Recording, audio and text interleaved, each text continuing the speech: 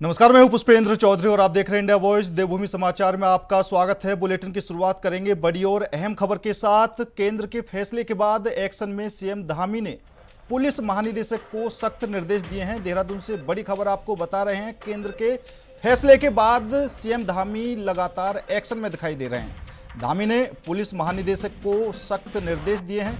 पाकिस्तानी नागरिकों को चिन्हित करने का यहाँ पर सख्त निर्देश सीएम धामी की तरफ से दिए गए हैं। पाकिस्तान वापसी का आदेश जारी किया गया है। पीएम और गृह मंत्री शाह ने फैसले पर आदेश जारी किया गया है। तो भारत के सख्त रुख के बाद अब राज्यों में भी जो पाकिस्तानी नागरिक रह रहे हैं उनको वापस भेजने की तैयारी शुरू हो चुकी है। और अब उत्तराखंड में भी सीएम धामी ने अधिकारियों को सख्त निर्देश दिए हैं।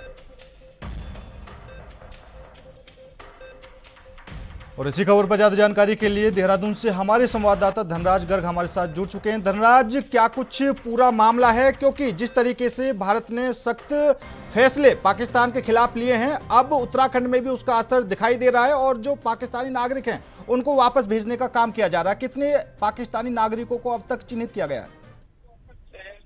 देखिए, जिस तरीके से पहलगांव के अंदर जो हमला हुआ है उसके बाद से जहां भारत सरकार कहीं ना कहीं सख्त होती हुई नजर आ रही है, क्योंकि लगातार कहीं ना कहीं पाकिस्तान के खिलाफ फैसले भारत सरकार लेती हुई नजर आ रही है। उसी तरीके से देखिएगा कि उत्तराखंड के अंदर भी मुख्यमंत्री पुष्कर सिंह धामी ने कई ठोस कदम उठाए हैं और अधिकारियों को निर्देश दिए हैं कि जितने भी पाकिस्तान के लोग उत्तराखंड के अंदर हैं उनको वापस भेजने का काम किया जाए। और जिसको चिन्हित करने के लिए कहीं ना कहीं पुलिस प्रशासन भी जुट चुका है और लगातार ऐसे लोगों को चिन्हित किया जा रहा है कि जो पाकिस्तान से आकर उत्तराखंड में रह रहे हैं उनको चिन्हित कर उनको वापस भेजने का कार्य किया जा रहा है। अभी देखा जाए तो अभी 2 लोगों को वापस भेज दिया गया है और एक व्यक्ति को भी भेजने की जो तैयारी है वो पुलिस प्रशासन ने कर ली है। और उधर देखिएगा कि आप देख रहे होंगे कि उत्तराखंड के अंदर जो 4 धाम यात्रा है वो भी शुरू होने वाली है। उसकी सुरक्षा को देखते हुए भी कहीं ना कहीं धामी की तरफ से एक बड़ा फैसला ये भी लिया गया है कि जो पाकिस्तान के 77 हिंदू ऐसे हैं कि जिन्होंने 4 धाम यात्रा के लिए पंजीकरण किया था, अब उनका पंजीकरण भी रद्द कर दिया गया है। तो कहा जा सकता है कि मुख्यमंत्री पुष्कर सिंह धामी लगातार कहीं ना कहीं बड़े एक्शन उत्तराखंड के अंदर लेते हुए नजर आ रहे हैं।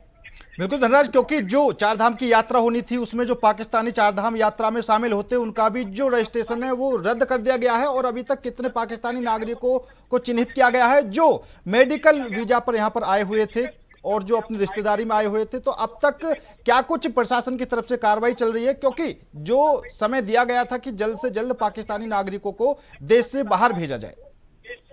बिल्कुल पुष्पेंद्र, देखिए, मुख्यमंत्री पुष्कर सिंह धामी के निर्देशों के बाद कहीं ना कहीं जो पुलिस प्रशासन है वो लगातार कार्रवाई में जुटा हुआ है। और अभी तक देखा जाए, मैंने आपको बताया कि 2 लोगों को अभी वापस भेज दिया गया है और आगे भी चिन्हित करने का काम लगातार पुलिस प्रशासन के द्वारा किया जा रहा है। और जो भी इस तरह का है कि जो मेडिकल वीजे के बेस पर या फिर पढ़ाई के बेस पर यहाँ पर आए हुए हैं उनके चिन्हित किया जाएगा और उनको वापस पाकिस्तान भेजा जाएगा। क्योंकि आपने देखा होगा कि भारत सरकार के जो निर्देश थे 48 घंटे के अंदर उनको पाकिस्तान भेजने के वापस निर्देश जारी किए गए थे। इसी तरीके से उस पर कार्रवाई करते हुए कहना कि मुख्यमंत्री पुष्कर सिंह धामी ने भी डीजीपी दीपम सेठ को निर्देश दिया है कि जल्द से जल्द इन लोगों को चिन्हित किया जाए और इनको पाकिस्तान वापस भेजा जाए, क्योंकि सुरक्षा सबसे बड़ी है।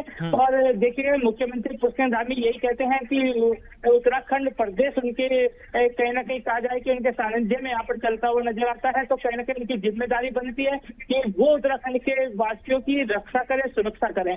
और इतना ही नहीं बल्कि 4 धाम में आने वाले जो तीर्थ यात्री हैं उनकी सुरक्षा की जिम्मेदारी भी कहीं ना कहीं उत्तराखंड सरकार की होगी। बिल्कुल धनराज, क्योंकि पहलगाम हमले के बाद सभी राज्य ज्यादातर हाई अलर्ट मोड पर हैं और जो सुरक्षा है वो भी बढ़ा दी गई है, क्योंकि 4 धाम यात्रा उत्तराखंड के अंदर होनी है। 30 अप्रैल से इसकी शुरुआत होगी, तो जो सुरक्षा के और ज्यादा इंतजाम है, क्या कुछ बढ़ाए गए हैं?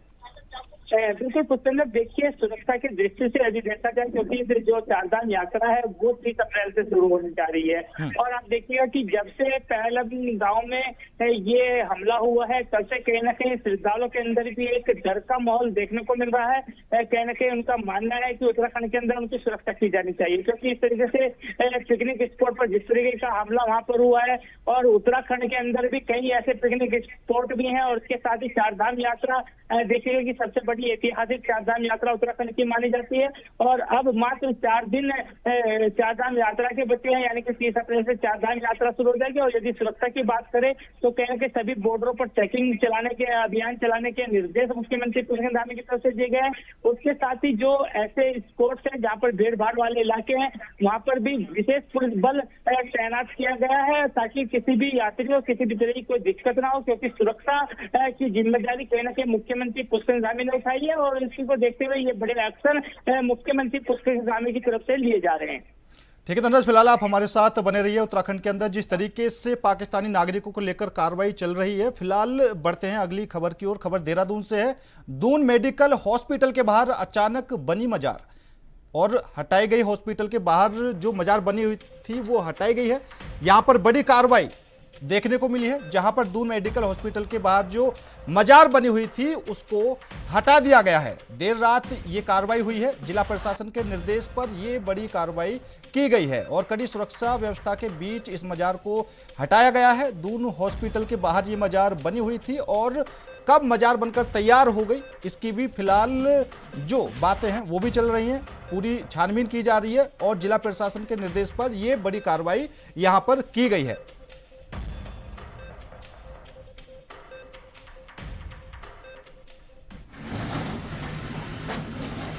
और इस खबर पर ज्यादा जानकारी के लिए हमारे संवाददाता धनराज गर्ग बने हुए हैं। धनराज, क्या कुछ ये पूरा मामला है? मजार अचानक से तैयार हो जाती है और फिर जिला प्रशासन की जो कार्रवाई है वो भी देखने को मिलती है, क्या कुछ ये पूरा मामला?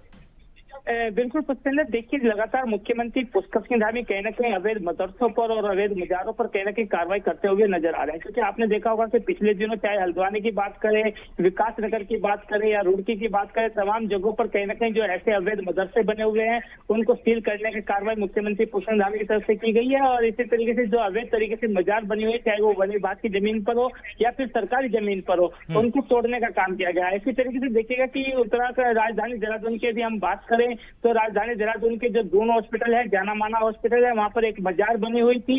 उस मजार को देर रात तोड़ने का काम मुख्यमंत्री पुष्कर धामी के बुलडोजर ने करता हुआ नजर आया। क्योंकि ये जो पूरी कार्रवाई की गई है ये पुलिस प्रशासन और जो जिला प्रशासन है उनके नेतृत्व में कहीं ना कहीं ये पूरी कार्रवाई की गई है। और जो मजार थी उसको तोड़ दिया गया है। कि लगातार शिकायतें दर्ज की गई थी कि जो पंकज गुप्ता है उन्होंने एक शिकायत मुख्यमंत्री पोर्टल पर भी दर्ज कराई थी कि जो अवैध मजार बनी हुई है ये पूरी तरीके से अवैध है और इसके कोई भी कागजात नहीं है। जिसके बाद कहना कि इसके कागजात मांगे गए थे लेकिन इसके कागजात नहीं दिखा पाए हैं। तो उसके बाद कहना कि ये बड़ी कार्रवाई जिला प्रशासन के द्वारा की गई है। जिलाधिकारी के आदेश पर इस पर बुलडोजर चलता हुआ नजर आया। बिल्कुल धनराज, क्योंकि कड़ी सुरक्षा के बीच ये कार्रवाई की गई है और उत्तराखंड के अंदर जो अवैध मजार बनी है उत्तराखंड सरकार जो और प्रशासन लगातार कार्रवाई करते रहते हैं, तो अब तक कितनी ऐसी अवैध मजारें हैं जिन पर जिला प्रशासन कार्रवाई कर चुका है? बिल्कुल पसंद। देखिए यदि अभी तक बात करें तो सैकड़ों जो मजारे हैं उन पर कहीं ना कहीं पुलिस प्रशासन और जिला प्रशासन मिलकर कार्रवाई कर चुके हैं। क्योंकि सिर्फ राजधानी देहरादून की ही बात नहीं है, अन्य जिलों के अंदर भी कहीं ना कहीं इस तरीके की मजारें बनी हुई थी, उन पर भी कार्रवाई हुई है। और आगे भी इसी तरीके से ऐसी मजारों को जो अवैध रूप से बनी हुई है उनको चिन्हित करने के निर्देश मुख्यमंत्री पुष्कर धामी की तरफ से दिए गए हैं और जिला प्रशासन लगातार उनको चिन्हित करने का काम भी कर रहा है। जल्द ही उन पर भी कार्रवाई होती हुई नजर आएगी। लेकिन वही देखिएगा कि मुख्यमंत्री पुष्कर धामी की तरफ से जिस तरीके से कार्रवाई की जा रही है तो इसको कहीं ना कहीं चारों ओर सराहाया भी जा रहा है। ठीक है धन्यवाद, ज्यादा जानकारी देने के लिए आपका बहुत बहुत धन्यवाद। फिलहाल बढ़ते हैं अगली खबर की ओर। प्रदेश कांग्रेस कार्यकारिणी द्वारा कार्यकर्ताओं को सीधे एआईसीसी से जोड़ने के लिए आज से प्रशिक्षण अभियान शुरू किया गया है। इस अभियान की शुरुआत आज कांग्रेस पार्टी के प्रदेश अध्यक्ष करण महारा के द्वारा जनपद उत्तरकाशी में की गई है। इस मौके पर प्रदेश अध्यक्ष ने कहा कि बहुत समय से महसूस किया जा रहा था कि पार्टी को नई धार देने के लिए आधुनिक तकनीक का प्रयोग किया जाए। इसी को लेकर इस प्रशिक्षण शिविर का आयोजन किया जा रहा है। इसमें बूथ स्थल से लेकर जिला स्तरीय कार्यकर्ता भाग ले रहे हैं और आने वाले समय में इस प्रशिक्षण से पार्टी को बड़ा लाभ मिलना तय माना जा रहा है।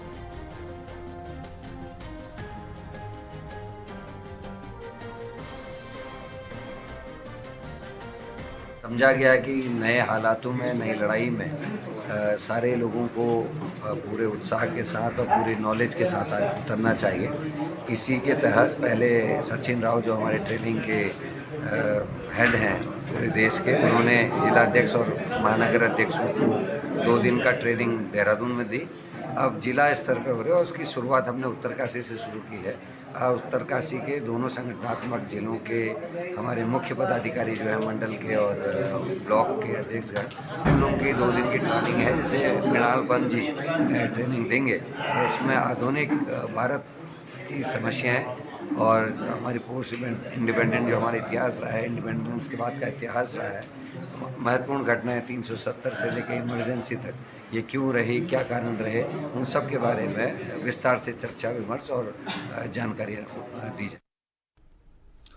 सरोवर नगरी नैनीताल से दूर ओखलकांडा ग्राम चमोली बड़ौन में बीते 6 महीने से पानी नहीं आने से ग्रामीणों में रोष व्यक्त है। इस ग्रामीण वासी मोहन चंद्र परगाई ने बताया कि पानी मुहैया कराए जाने के लिए तमाम प्रतिनिधि समेत जल आपूर्ति विभाग से भी कई बार निवेदन किया गया है, पर किसी ने भी नहीं सुना।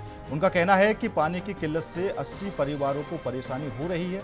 परगाई ने बताया कि पानी की किल्लत से जहां आम जनमानस को परेशानी हो रही है, वहीं पालतू पशुओं के लिए भी बहुत ही परेशानी हो रही है। हमारे ग्राम सभा में पेयजल लाइन जो 50-60 मवास इस पाइप लाइन से पानी खाता है, ये हमारी लाइन है। ये तो अपने घर के समीप दिखा रहा हूँ मैं। ये टैंक में गई है, इसमें बिल्कुल बूंद नहीं दिखेगा आपको। 6 महीने हो गए हैं, इसमें बूंद नहीं आ रहा पानी का।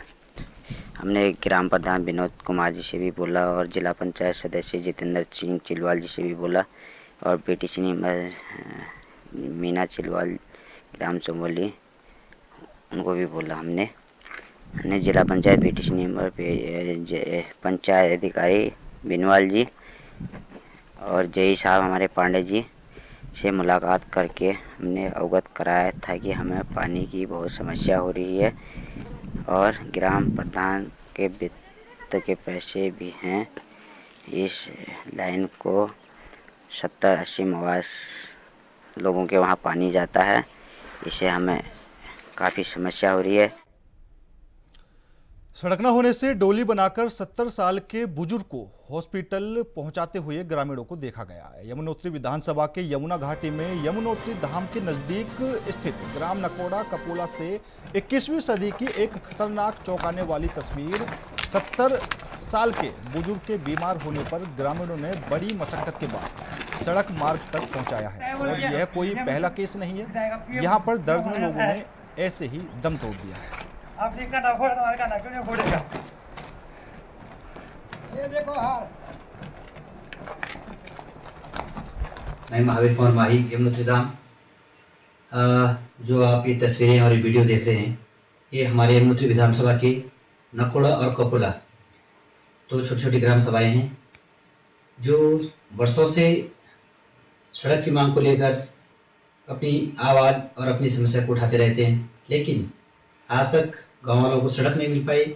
इसका हम सबको खेद है, जिस कारण जो ये वीडियो और तस्वीरें जो आप देख रहे हैं, इस तरह की जो ये घटनाएं, ये जो केस हो रहे हैं, ये बहुत ही दुखद हैं और यह पहला केस नहीं है। ऐसे केस गाँव वालों ने बहुत सारे जो केस हैं ऐसे हमको देखने को मिलते हैं। इनमें कई केस ऐसे होते हैं जो रास्ते में ही लाते लाते जो है दम तोड़ जाते हैं।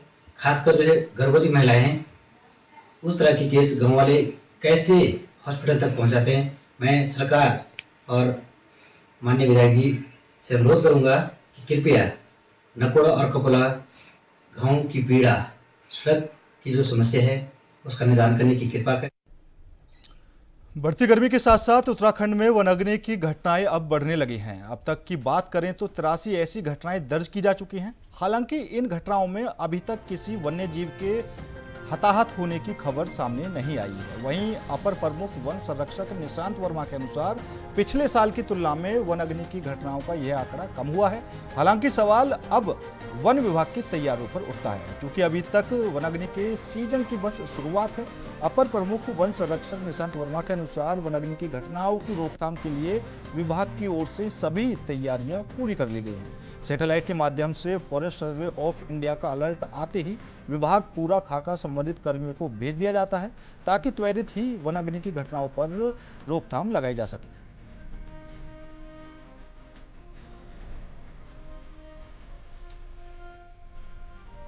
मतलब हर दिन प्रतिदिन जो है जो भी हमारे पास सैटेलाइट अलर्ट्स आते हैं एफएसआई के माध्यम से, उन पे त्वरित कार्रवाई के लिए उन अलर्ट्स को जो है हम लोग ऐप के माध्यम से संबंधित कर्मचारियों को क्रूज स्टेशंस को भेज देते हैं, ठीक है। और उन क्रूज स्टेशंस में जो हमारे टीम दल जो तैनात है उनके द्वारा जो है त्वरित रूप से फिर उनको अटेंड किया जाता है। कहीं पे यदि कोई वन क्षेत्र में आग पाई जाती है तो उस पर तुरंत काबू पाया जाता है और उसकी रिपोर्ट फिर हमारे जो integrated command and control centre जो स्थापित है उस पर जो है वो भेजी जाती है। तो अब तक हम लोग अगर बात करें तो इधर इस वर्ष में अभी तक हमारे पास जो हैं टोटल 83 इंसिडेंट्स हुए हैं, 83 इंसिडेंट्स हुए हैं। और जो कि पिछले बार अगर हम पिछले सालों की तुलना करें, पिछले साल और उससे पिछले साल, तो उससे हम लोग काफ़ी अच्छी स्थिति में इस समय हैं, क्योंकि पिछले साल अभी तक का अगर हम बात करते हैं तो हमारा जो है 594 इंसिडेंसेस हो गए थे और उससे पहले 274 इंसिडेंट्स हो गए थे। तो उसके सापेक्ष बात करें तो पिछले साल के ही सापेक्ष हम लोग अभी जो है वो करीब 1/7 हैं, मतलब 1/7 हैं लास्ट ईयर के मुकाबले, और उससे पिछली बार की बात करें तो 1/5 हैं हम लोग, है ना। तो इस तरह से है, लेकिन हम लोग जो है अलर्ट मोड में हैं। हमारे जितने भी 1438 क्रूज स्टेशन पूरे प्रदेश में हैं वहाँ पे दल तैनात हैं, और जैसे ही इन्फॉर्मेशन सैटेलाइट के माध्यम से या फिर भौतिक रूप से भी या फिर हमारा जो कंट्रोल रूम है उसके माध्यम से कोई भी सूचना मिलती है तो उस पर हम त्वरित रूप से जो है उसको अटेंड करते हैं। और जब आग उस क्षेत्र में नहीं रहती है तो उस दिन जो है उनका बैठकें की जाती हैं आसपास के गांव के लोगों से, जो हमारे कम्युनिटी इंस्टीट्यूशंस हैं उनको जागरूक किया जाता है, उनको समझाया जाता है कि भाई उन्हें क्या नहीं करना है, क्या करना है इस समय, उसको सहयोग लेने के लिए उनको जागरूक भी किया जाता है। बढ़ते अगली खबर की ओर। जिलाधिकारी से मिले निर्देशों के बाद नगर निगम देहरादून ने रिस्पना और बिंदाल नदी सहित शहर के सभी छोटे बड़े नाले और ड्रेन की सफाई 15 मई तक करने का कार्य शुरू कर दिया है। देहरादून के प्रभारी मुख्य नगर स्वास्थ्य अधिकारी डॉक्टर अविनाश खन्ना ने बताया कि डेंगू की रोकथाम को लेकर लोगों को जागरूक करने के साथ ही नदियों में कूड़ा फेंकने वालों के खिलाफ भी कार्रवाई की जा रही है। आपको बता दें कि जिलाधिकारी की अध्यक्षता में हुई बैठक में नगर निगम को रिस्पना और बिंदाल नदी के तटों सहित शहर के सभी छोटे बड़े नाले और ड्रेन की सफाई का काम 15 मई तक किसी भी हालत में पूरा करने का निर्देश दिया है। पिछले दिनों जो माननीय डीएम साहब की अध्यक्षता में जो बैठक हुई थी उसमें दिए गए निर्देशों के क्रम में 2-3 चीजें मुख्य थी। एक तो 15 मई तक सभी नदी नालों की सफाई करानी थी, जिसका काम युद्ध स्तर पर चल रहा है। साथ ही साथ इसके अतिरिक्त उनके द्वारा सुझाव दिया गया था कि 20 टैंकर कर लिए जाएं लार्विसाइडल के छिड़काव हेतु। वर्तमान में जो हमारे पहले 5 टैंकर चल रहे थे लार्विसाइडल के छिड़काव के, अभी हम लोगों ने 12 टैंकर कर लिए और शीघ्र ही जो है 20 टैंकर हमारे पूरे हो जाएंगे पूरे 100 के 100 वार्ड को कवर करने के लिए, जिससे कि प्रत्येक वार्ड में 5वें दिन जो है वो लार्विसाइडल का छिड़काव हो जाएगा। साथ ही साथ इसके अतिरिक्त जो है चलानी कार्रवाई के लिए भी दिशा निर्देश दिए गए थे, जिसकी की शुरुआत की जा चुकी है। अभी तक 2 बड़े चालान किए गए हैं 50-50 हज़ार के, जो भी वायलेटर्स थे उनके खिलाफ। इसी के साथ साथ लोगों के अंदर प्रेरित करने के लिए, जन जागरूकता के लिए कि वे लोग डेंगू के उसमें जो है अपना जो है योगदान भी दें और साथ में जानकारी भी रखें के लिए जो है आईसी एक्टिविटीज की जा रही है। वार्डों में जो है गोष्ठियों का वो किया जा रहा है। आज जैसे कि आज वार्ड नंबर 32 बल्लूपुर में जो है हम लोगों के द्वारा जो है गोष्ठी आयोजन की गई, उसमें लगभग 100 लोगों के आसपास लोगों ने शिरकत करी, उनको भी अवगत कराया और बहुत ही अच्छे से लोगों ने अपनी समस्याएं भी रखी और पार्षद के द्वारा और अन्य जो वहाँ के जो व्यक्ति थे जो विशेष, उनके द्वारा भी जो है अपनी बातें रखी है। साथ ही साथ इन सब के अतिरिक्त जो है हमारा मुख्य उद्देश्य इस बार ये है कि इससे पहले कि कोई भी बड़ी ऐसी कोई वो जिसमें आउटब्रेक हो, उससे पहले ही हम लोग जो है इस चेन को जो है तोड़ दें, जिसके लिए की प्रक्रिया जो है हम लोग पूरी कोशिश करें। तो वहीं धार्मिक क्षेत्र की प्रमुख हस्तियों ने सीएम धामी से मुलाकात की है। शुक्रवार को 3 बड़े धार्मिक गुरुओं ने सीएम से मिलकर विभिन्न मसलों पर चर्चा की। गौरतलब है कि इसी हफ्ते 4 धाम यात्रा की शुरुआत होने वाली है और 2027 में हरिद्वार में कुंभ का आयोजन होना है। इसी दौरान श्री केदारनाथ धाम के परम पूज्य रावल जगतगुरु श्री भीमाशंकर लिंगम और महामंडलेश्वर स्वामी कैलासानंद गिरी और अखाड़ा परिषद के रविंद्रपुरी ने सीएम धामी से मुलाकात की।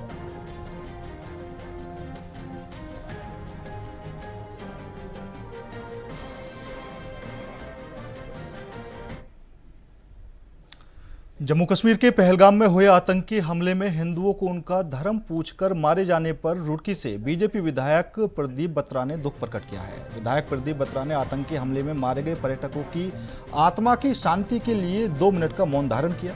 उन्होंने कहा कि आतंकियों द्वारा अराजकता फैलाने का काम किया गया है और धर्म पूछकर जो आतंकियों द्वारा पर्यटकों की हत्या की गई है वह बहुत ही दुर्भाग्यपूर्ण है। उन्होंने कहा कि सरकार ने अपनी कार्रवाई शुरू कर दी है और आतंकियों को उनके द्वारा किए गए कृत्य की जल्द सजा मिलेगी।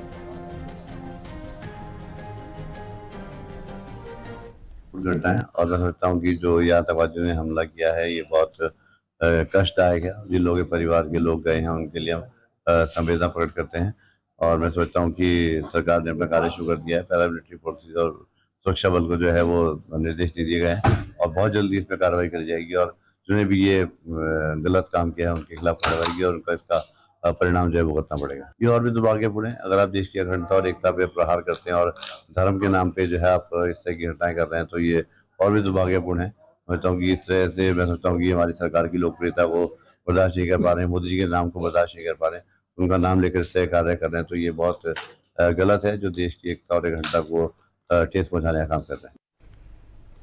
खबर चमोली से है, जहां चारधाम आने वाले तीर्थ यात्रियों और पर्यटकों की सुरक्षा के लिए चमोली पुलिस ने व्यापक इंतजाम किए हैं। यात्रा मार्ग पर बेहतर सुरक्षा व्यवस्था के साथ बद्रीनाथ धाम और यात्रा मार्ग पर 250 अतिरिक्त जवानों की तैनाती की गई है। आगामी चारधाम यात्रा 30 अप्रैल से शुरू होनी है। जनपद चमोली में स्थित बद्रीनाथ धाम के कपाट 4 मई और हेमकुंड साहिब के कपाट 25 मई को खुलने हैं, जिसके लिए चमोली पुलिस विभाग व्यापक तैयारियों में जुट गया है। पुलिस अधीक्षक अपने अधिकारियों के साथ लगातार स्थलीय निरीक्षण कर समीक्षा कर रहे हैं।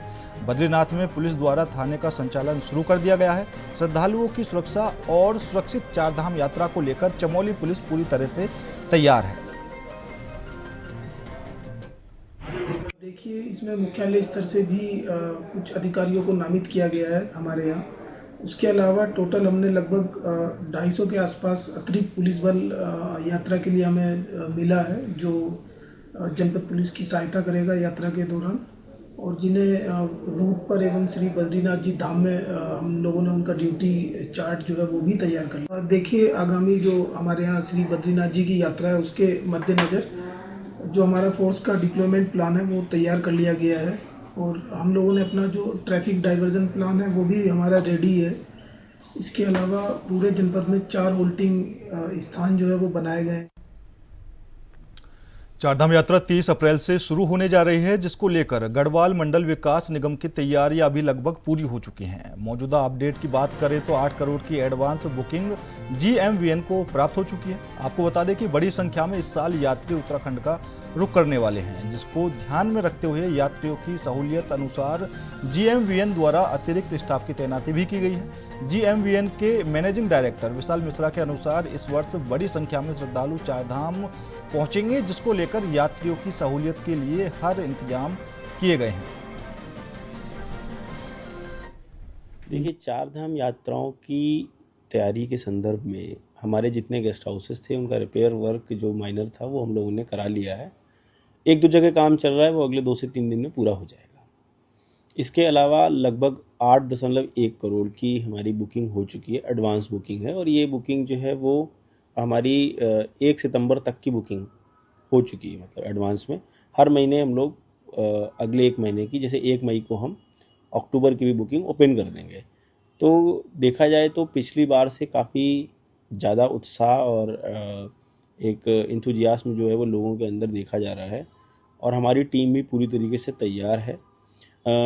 चारधाम में कई बार होता है कि जो हमारे गेस्ट हाउसेस हैं जो चारधाम रूट पर हैं उसमें एक्स्ट्रा क्राउड आ जाती है, ज़्यादा प्रेशर रहता है, तो हम लोगों ने उसको देखते हुए अपनी तैयारियां की हैं और एक्स्ट्रा स्टाफ को भी वहाँ डिप्लॉय कर दिया है। जो ट्रांसफ़र्स वगैरह करने थे वो भी किए हैं और कुछ टेम्प्रेरी अटैचमेंट भी किए हैं ताकि हमारे वो गेस्ट हाउसेस एक्स्ट्रा क्राउड को हैंडल कर सकें और किसी भी अतिथि को किसी तरीके की दिक्कत ना हो, वो हम लोग प्रयास कर रहे हैं।